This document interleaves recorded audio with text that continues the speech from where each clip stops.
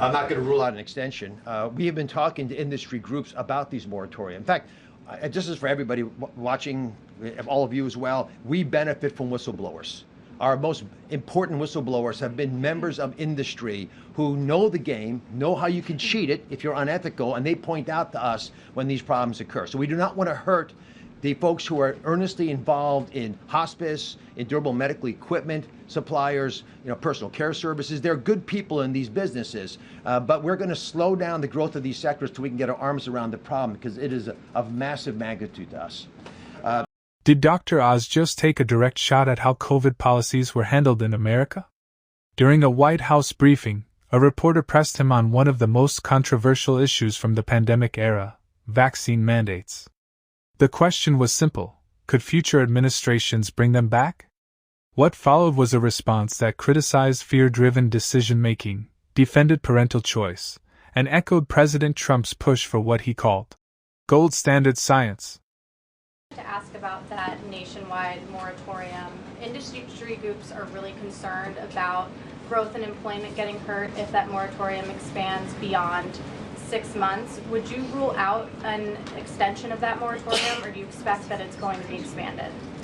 I'm not going to rule out an extension. We have been talking to industry groups about these moratoria. In fact, just as for everybody watching, all of you as well, we benefit from whistleblowers.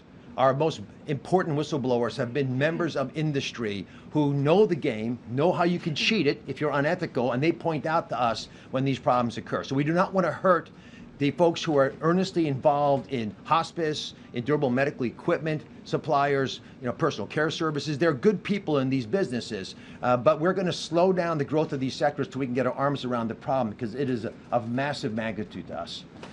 When we go to, let's go over here. Go ahead. Dr. Oz, thank you so much. Kara Castronova from Lindell TV with two important questions that the American people voted for and care deeply about.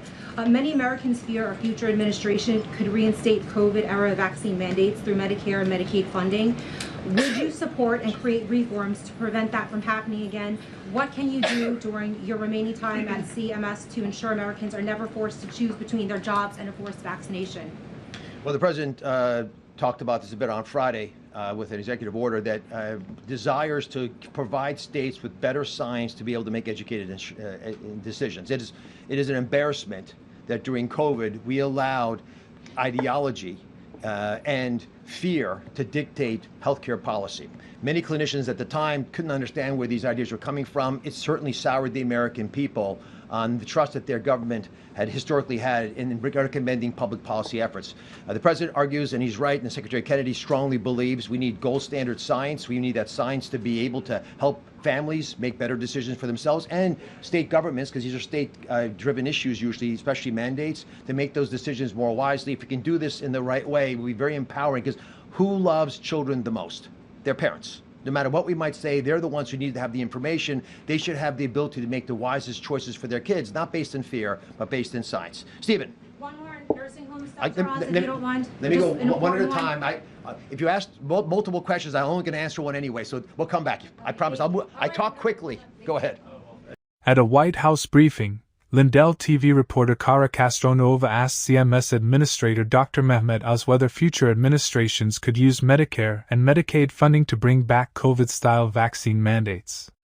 Castronova said many Americans are worried they could once again be forced to choose between their jobs and vaccination requirements, and she asked what reforms could prevent that from happening.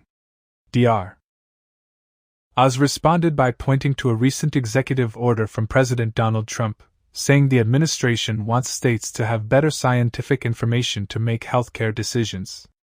But then Dr. Oz made an even stronger statement. He argued that during COVID, ideology and fear were allowed to dictate healthcare policy, calling that outcome an embarrassment. According to Oz, many clinicians at the time questioned where some of those policies were coming from, and he said the experience damaged public trust in government health recommendations. Oz also emphasized that Health and Human Services Secretary Robert F. Kennedy Jr. believes decisions should be based on what he called gold standard science. He said parents, not the government, should ultimately have the information needed to make healthcare decisions for their children, stressing that choices should be based on science rather than fear.